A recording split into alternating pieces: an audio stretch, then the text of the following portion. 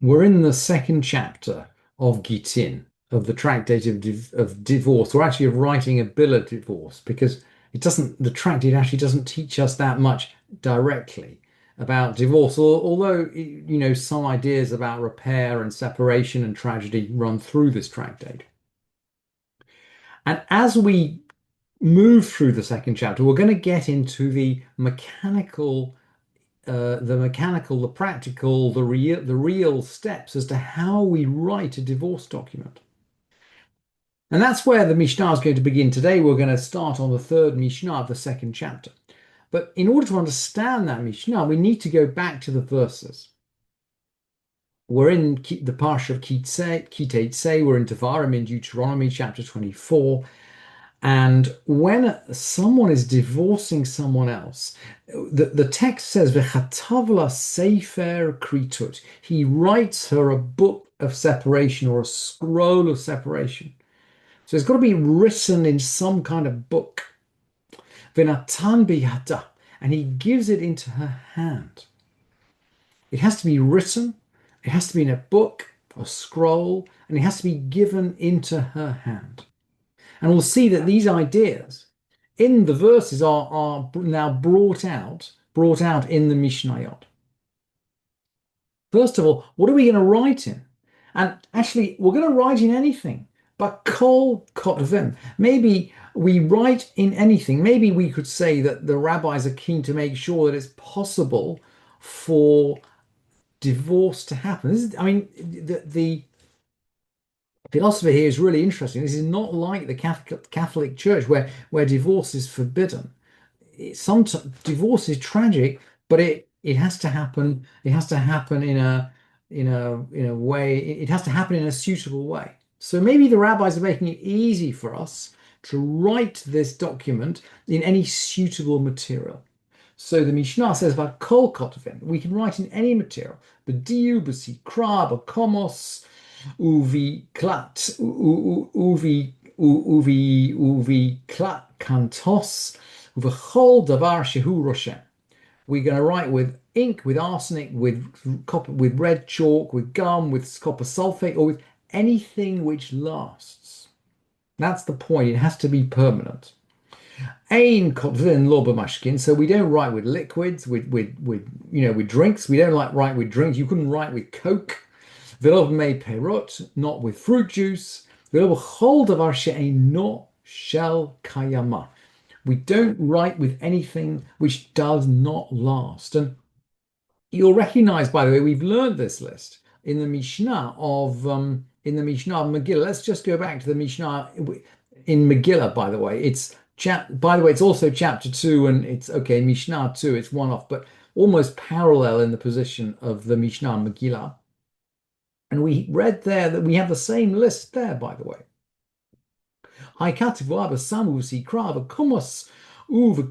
katom al hanya ve'al hadifteria lo yatsa. If it was written with arsenic, which with red chalk, with gum, with sulfate of copper, and we'll see in a minute on paper or on scratch paper, lo yatsa, it doesn't work. For a Megillah, you have to write on a scroll. Lo yatsa ad shetehektuva ashurit al sefer uvediu. For the Megillah, you have to write it in an Aramaic script on a scroll. That means parchment or leather, and in ink. So we're very strict about the Megillah.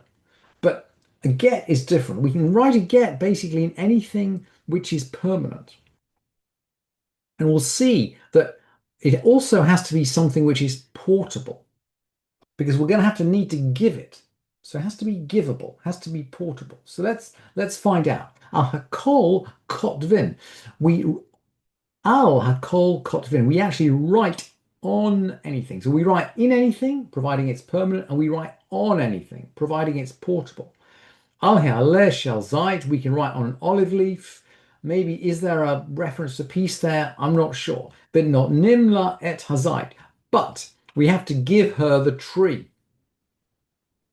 Ve'al hakeren shel para, la et para. But we can write on the horn of an ox. Okay, we can write the document on an ox, but we have to give her the ox.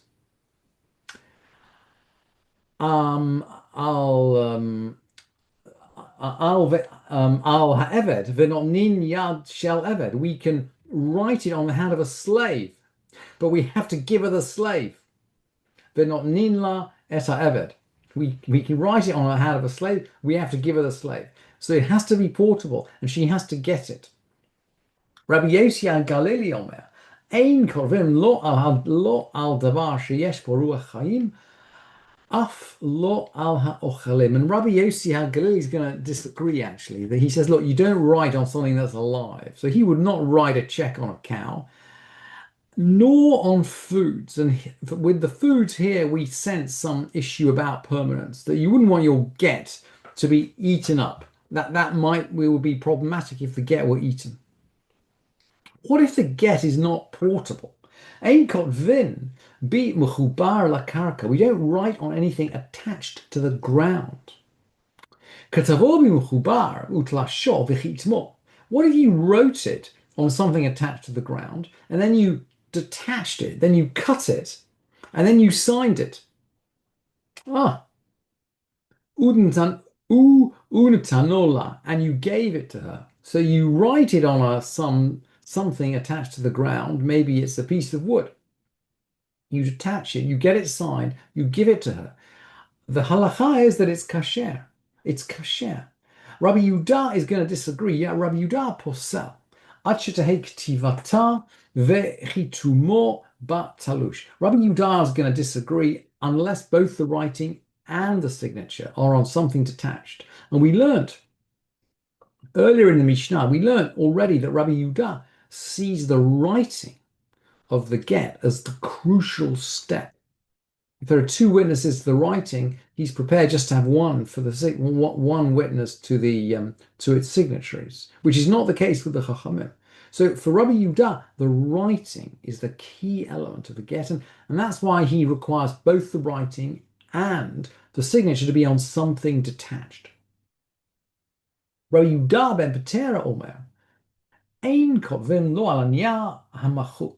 Rabbi Yehuda ben Patera says, we don't write on a sheet, machuk, a recycled sheet.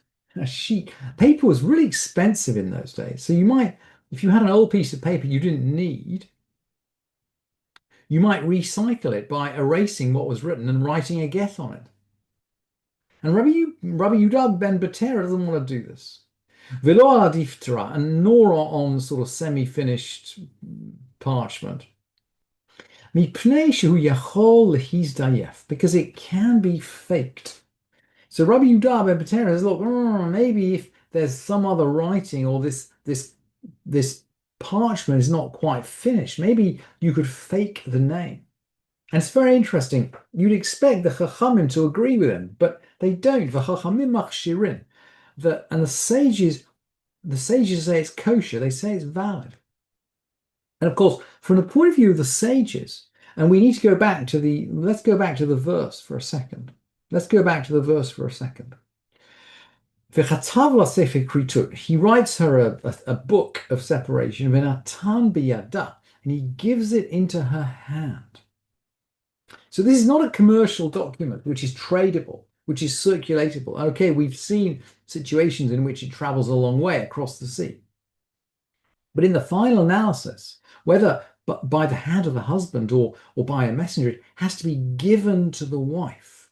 And it's going to be given to the wife in front of witnesses. So the sages are saying, well, gosh, if there's something fake about this get, if the name has been faked or the date has been faked, well, that is obvious when it's handed over. You cannot fake a name on a get because as soon as you hand it over, it's obvious that it's got the wrong name on it. It's not like a commercial, let's say a loan agreement, where you might need to drag it out 10 years later to reclaim a debt. The get is used instantly by giving it to the wife after it is written. And therefore, we are not worried about forgery or error in the way it is written. If it is not written correctly, that should be obvious.